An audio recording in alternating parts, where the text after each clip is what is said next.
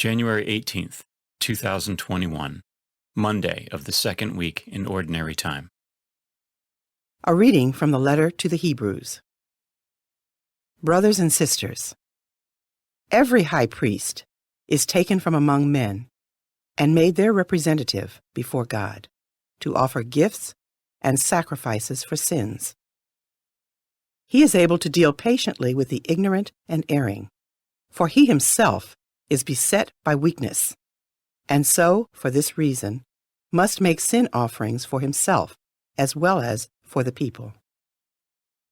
No one takes this honor upon himself, but only when called by God, just as Aaron was.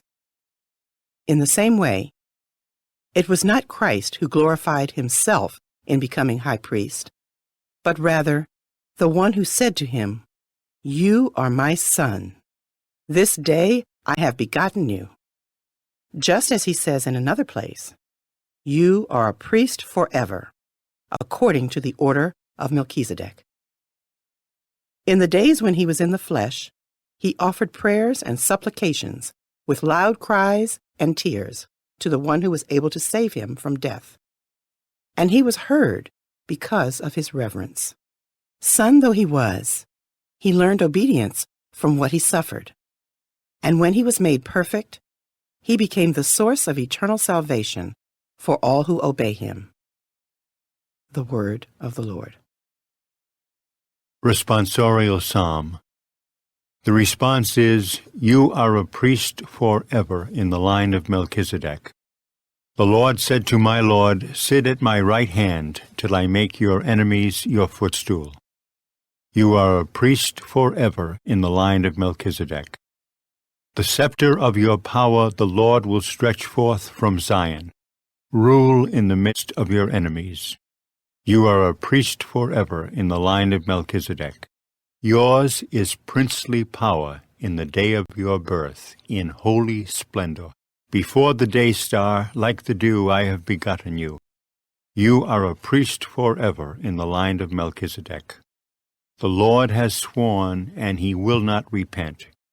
You are a priest forever, according to the order of Melchizedek. You are a priest forever in the line of Melchizedek.